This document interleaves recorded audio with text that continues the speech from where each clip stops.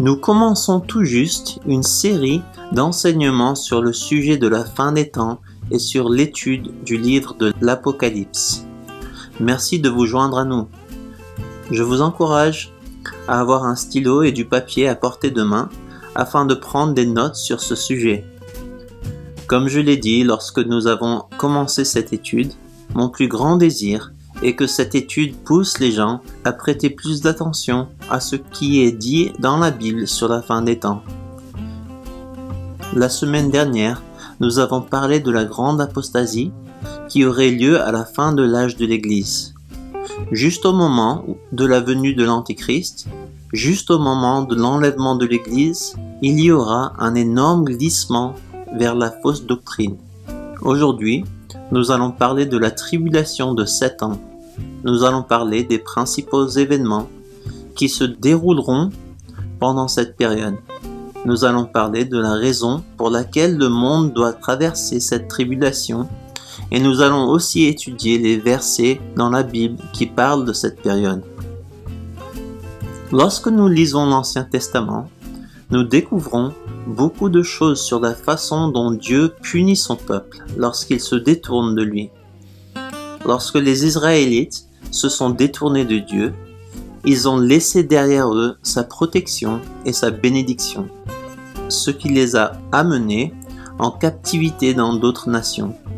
Le culte des idoles a apporté l'esclavage à la nation d'Israël et la repentance a apporté la liberté. Le livre des Juges est un exemple parfait de la façon dont le peuple de Dieu a continuellement rejeté Dieu et a fini en captivité. Une fois en captivité, ils se repentiraient et demandèrent à Dieu de les délivrer et Dieu enverrait un juge pour les aider et leur redonner la liberté. Ce modèle s'est produit maintes et maintes fois et finalement Dieu, par l'intermédiaire de ses prophètes, a dit à son peuple qu'il serait complètement retiré de son pays et emmené dans le pays de Babylone. Écoutez ce que Dieu dit à son peuple à travers le prophète Jérémie. Jérémie, chapitre 25, versets 8 à 12. C'est pourquoi ainsi parle l'Éternel des armées. Parce que vous n'avez point écouté mes paroles, j'enverrai chercher tous les peuples du septentrion, dit l'Éternel, et j'enverrai auprès d'eux Nebuchadnezzar, roi de Babylone, mon serviteur. Je le ferai venir contre ce pays et contre ses habitants, et contre toutes les nations alentour, afin de les dévouer par interdit, et d'en faire un objet de désolation et de moquerie, les ruines éternelles. Je ferai cesser parmi eux les cris de réjouissement et les cris d'allégresse, les chants du fiancé et les chants de la fiancée, le bruit de la meule et la lumière de la lampe. Tout ce pays deviendra une ruine, un désert, et ces nations seront asservies au roi de Babylone pendant 70 ans. Mais, lorsque les 70 ans seront accomplis, je châtierai le roi de Babylone et cette nation, dit l'Éternel, à cause de leur iniquité. Je punirai le pays des Chaldéens et j'en ferai des ruines éternelles. Dieu promet d'envoyer les Babyloniens pour punir son peuple parce qu'ils ont refusé d'écouter ses paroles. Il leur dit qu'ils seront emmenés captifs à Babylone pendant 70 ans. Dieu utilisa Nebuchadnezzar comme outil pour punir son peuple. Israël passerait 70 ans sous le contrôle de Babylone. Nebuchadnezzar est un type de l'Antéchrist et la captivité de 70 ans dans le pays de Babylone est une image de la future captivité que le monde entier connaîtra pendant les 7 ans de tribulation. Israël a été puni en 70 après Jésus-Christ pour son refus d'accepter Jésus comme son Messie.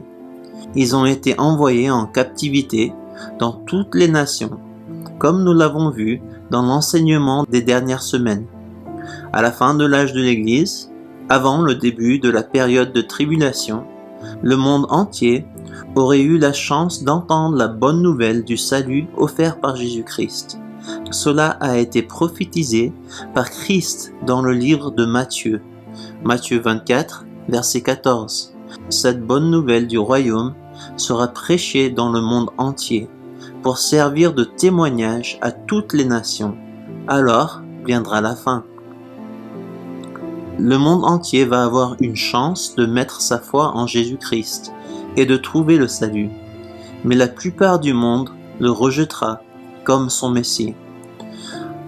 En guise de punition pour ce rejet, Dieu les remettra à leur roi élu, l'Antichrist. Pendant la première moitié de la période de tribulation, Dieu livrera le monde entier à Satan, de la même manière qu'il a livré son peuple au roi Nebuchadnezzar. Cependant, au cours de la seconde moitié de la tribulation, Dieu lui-même punira directement à la fois l'Antichrist et le monde. Rappelez-vous les versets que nous venons de lire. Jérémie chapitre 25 verset 12. Mais lorsque ces 70 ans seront accomplis, je châtierai le roi de Babylone et ses nations, dit l'Éternel, à cause de leur iniquité. Je punirai le pays des Chaldéens et je ferai des ruines éternelles. La tribulation de 7 ans est un temps de punition pour tous ceux qui ont refusé d'accepter Jésus comme leur Seigneur et Sauveur. Premièrement, Dieu permet à Satan de régner complètement sur tout le monde. Puis, il punit Satan et le monde pour leur méchanceté. C'est la manière la plus simple de comprendre la période de tribulation. Examinons plus profondément ce qui se passera pendant cette époque sur terre. Le temps de la tribulation commence lorsque Satan est autorisé à prendre le contrôle total du monde. Écoutez ce qui est dit dans le livre d'Apocalypse, chapitre 13, verset 5. Et il lui fit donner une bouche qui proférait des paroles arrogantes et des blasphémies. Il lui fut donné le pouvoir d'agir pendant 42 mois. Faites très attention ici. La bête, l'Antichrist, a reçu l'autorité sur le monde pendant 42 mois. Bien que la tribulation dure 7 ans, la bête ne peut vraiment régner que pendant les 3 premières années et demie. La deuxième partie de la tribulation est appelée la grande tribulation. Pendant ce temps, Dieu punira à la fois la bête et les gens du monde, afin qu'ils ne règnent plus vraiment. Bien qu'il essaie de garder le contrôle, il est lui-même puni en ce moment. Le temps de la tribulation de 7 ans commence lorsque l'Antichrist fait une alliance avec de nombreuses nations, comme prédit dans le livre de Daniel. Daniel chapitre 9, verset 27. Il fera une solide alliance avec plusieurs pour une semaine, et au milieu de cette semaine, il fera cesser le sacrifice et l'offrande. Le dévastateur commettra les choses les plus abominables jusqu'à ce que la ruine et ce qui a été résolu fondent sur le dévastateur. Exactement à mi-chemin de la tribulation de 7 ans, l'Antichrist se déclarera être Dieu dans le temple de Jérusalem et forcera tout le monde à l'adorer. Bien que la tribulation commence au moment où l'Antéchrist signe un traité avec de nombreuses nations, il est important de comprendre qu'il commencera sa conquête avant que ce traité soit signé. La bête devra être sur la scène, il devra gagner en renommée et en puissance avant de pouvoir signer cet accord avec de nombreuses nations.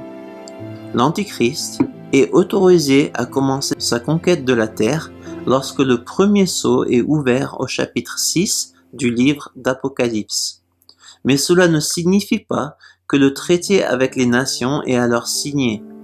À cette époque, l'Antichrist monte au pouvoir.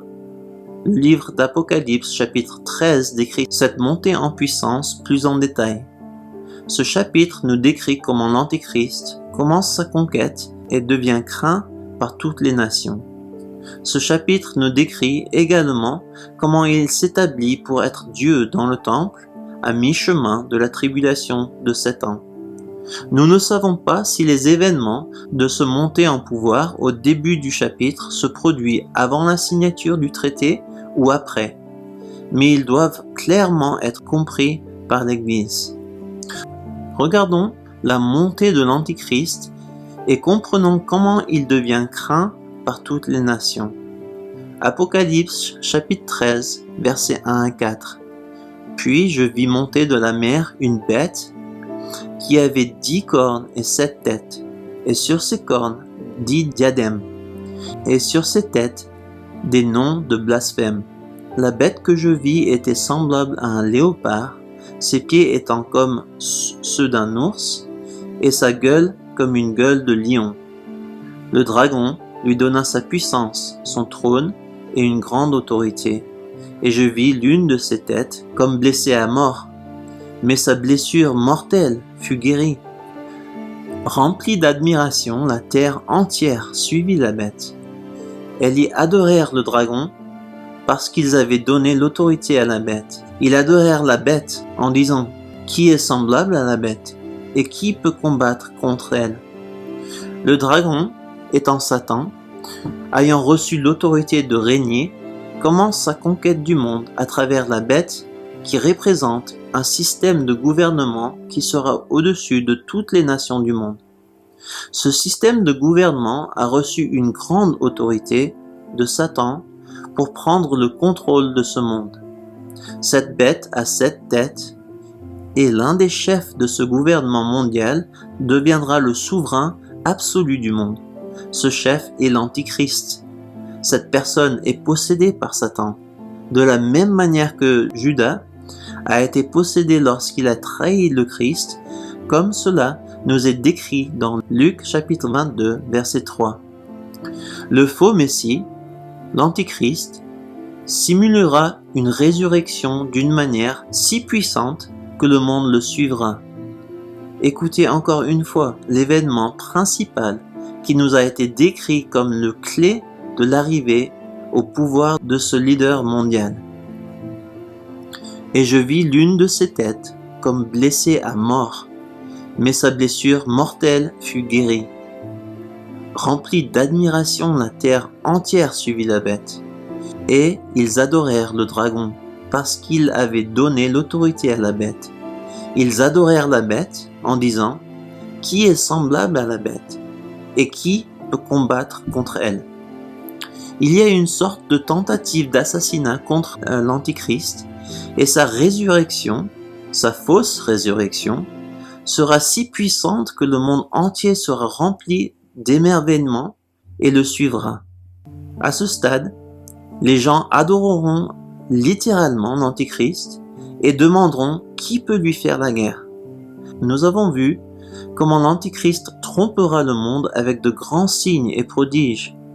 Le signe principal qui nous est donné est la fausse résurrection. C'est à travers cet événement que les nations du monde commenceront à adorer et craindre la bête. Cet événement est évoqué plus en détail dans le livre de Zacharie. Zacharie, chapitre 11, versets 16 à 17. Car voici, je susciterai dans le pays un berger qui n'aura point souci des brebis qui périssent. Il n'ira pas à la recherche des plus jeunes, et il ne guérira pas les blessés. Il ne soignera pas les saines, mais il dévorera la chair des plus grasses, et il déchirera jusqu'aux cornes de leurs pieds. Malheur au berger indigne, qui abandonne ses brebis, que l'épée fonde sur son bras et sur son œil droit, que son bras se dessèche et que son œil droit s'éteigne. Je ne sais pas quand cet événement aura lieu. Cela peut arriver avant la signature du traité de 7 ans. Cela peut arriver après. Ce que nous savons, c'est que la Bible décrit cet événement comme la clé de la montée de l'Antichrist. C'est cet événement qui le distinguera au-dessus de tous les autres dirigeants mondiaux. L'Église doit comprendre ce fait au cas où nous serions là à ce moment-là. Et il est très possible que ce soit ces événements qui permettra à l'Église de reconnaître l'Antichrist tel que prédit par Paul.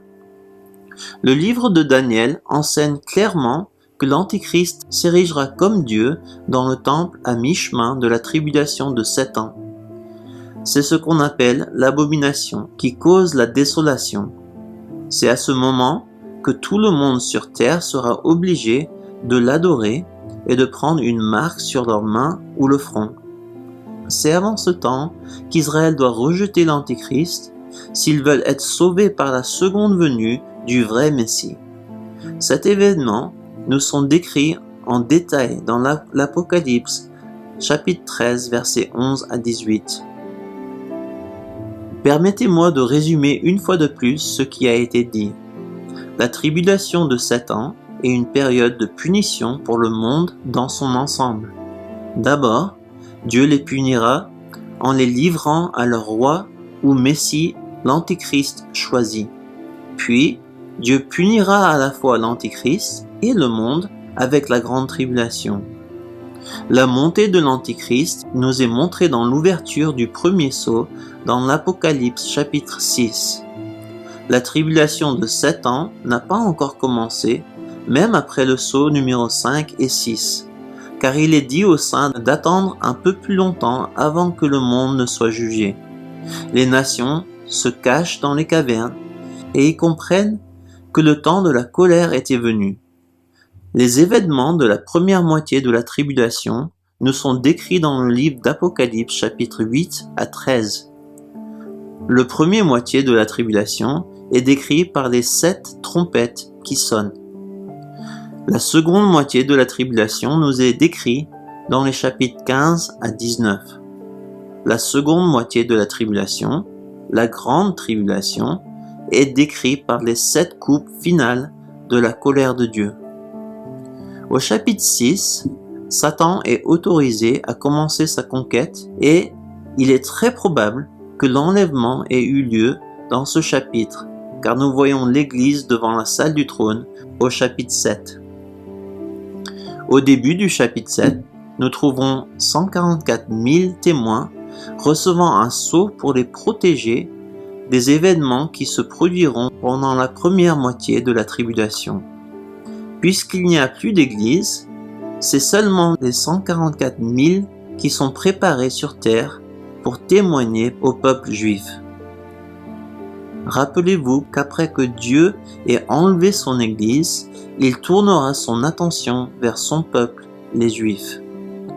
Les trompettes décrivent les événements qui se déroulent au cours de la première moitié de la tribulation, y compris l'activité démoniaque de Satan sur terre à ce moment-là.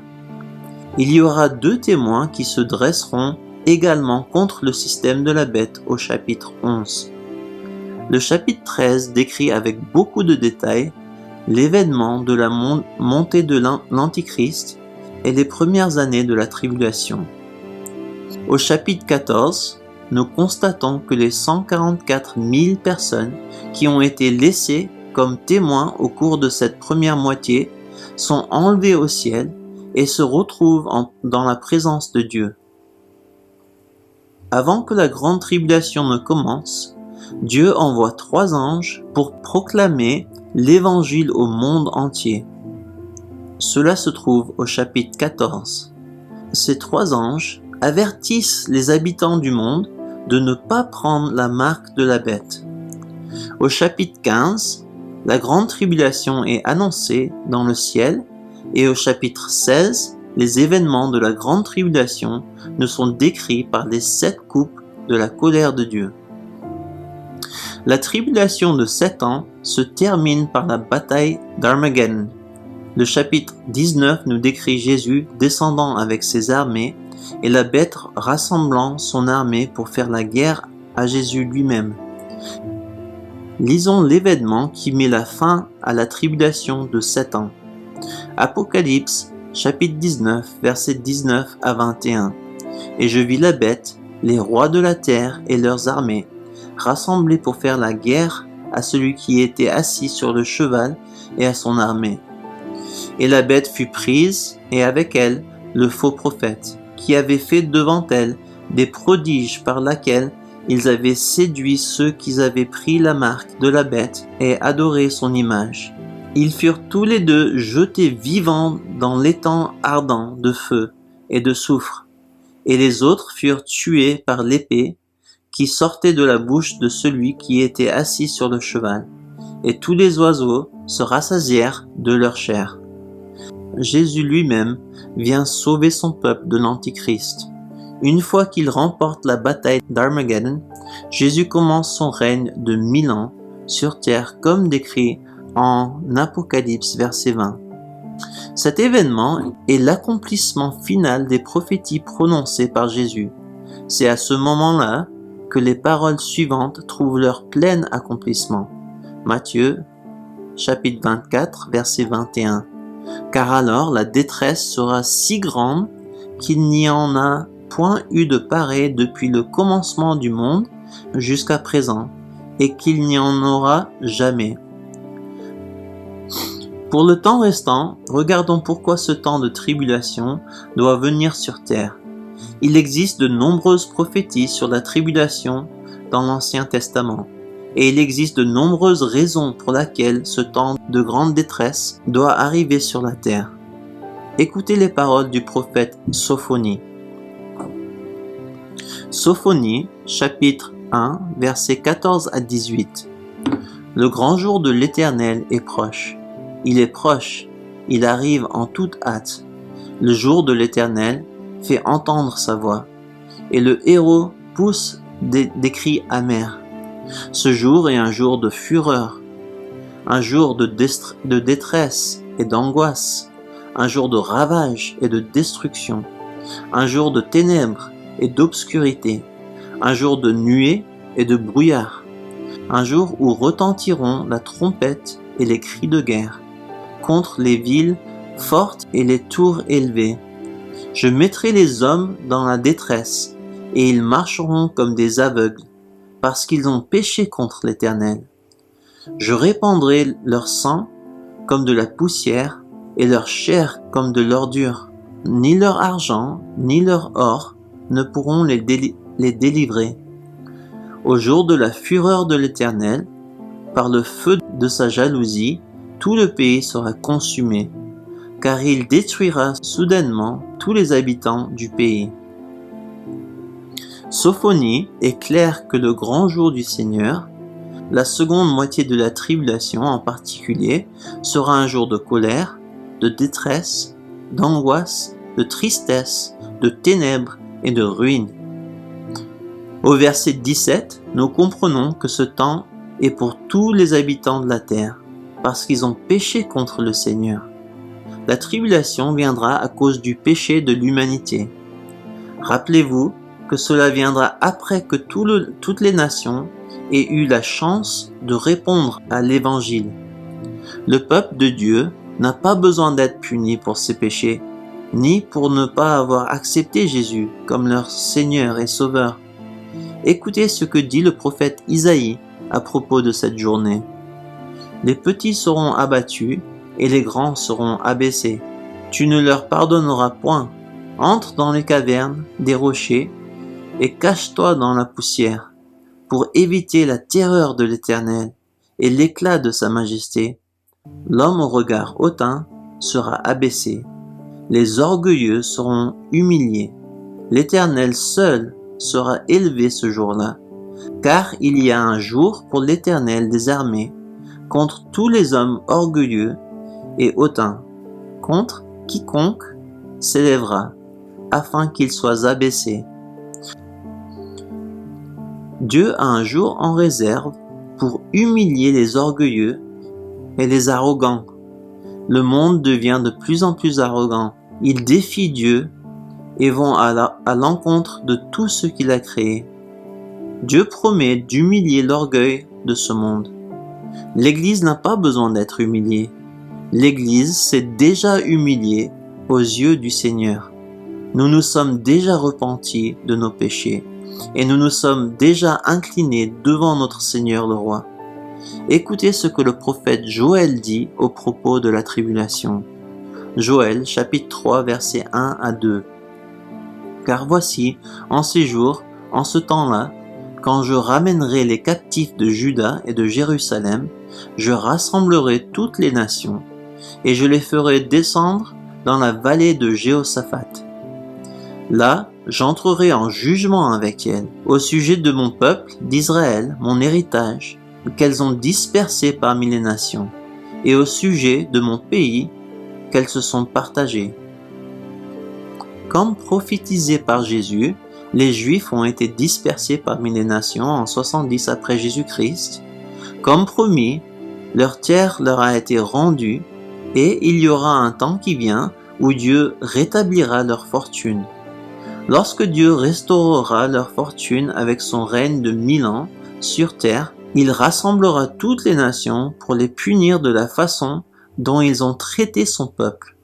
La dernière partie de la grande tribulation, la bataille d'Armageddon, est spécifiquement un jugement sur les nations pour la façon dont ils ont traité le peuple de Dieu, les Juifs.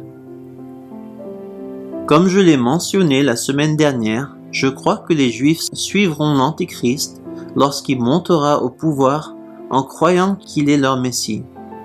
Avant qu'ils ne se proclament Dieu dans le temple, ils réaliseront leur erreur et se retourneront vers leur vrai Messie, Jésus-Christ. Parce que les Juifs ont osé de défier l'Antichrist, il rassemblera les nations contre eux dans la bataille d'Armageddon. Quand nous regardons le but principal de ce temps de tribulation, nous pouvons comprendre qu'il n'y a aucune raison pour que l'Église traverse quoi que ce soit.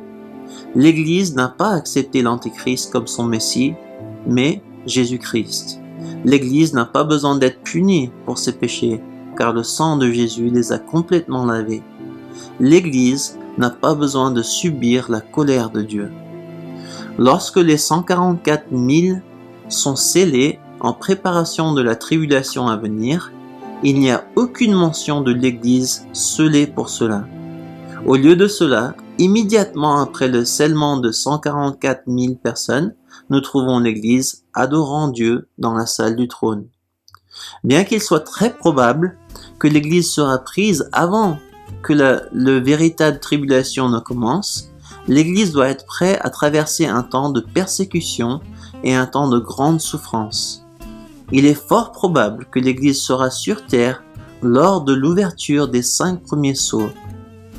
Les événements qui sont enregistrés sont terrifiants et nous devons nous y préparer. Cela ne sert à rien à l'Église de croire qu'ils seront enlevés avant que quelque chose de mauvais arrive sur terre. Ce serait une grave erreur. Je crois que l'Église devrait être préparée à vivre une persécution sévère. Si cette persécution n'arrive pas, louez le Seigneur. Mais si elle vient, ce sera un grand avantage d'être prêt pour cela. J'espère que la leçon d'aujourd'hui vous poussera à poursuivre vos études sur ce sujet très important. Veuillez vous joindre à nous alors que nous poursuivrons notre série la semaine prochaine sur la fin des temps. Que Dieu vous bénisse et vous garde. Que sa grâce soit sur vous et votre famille.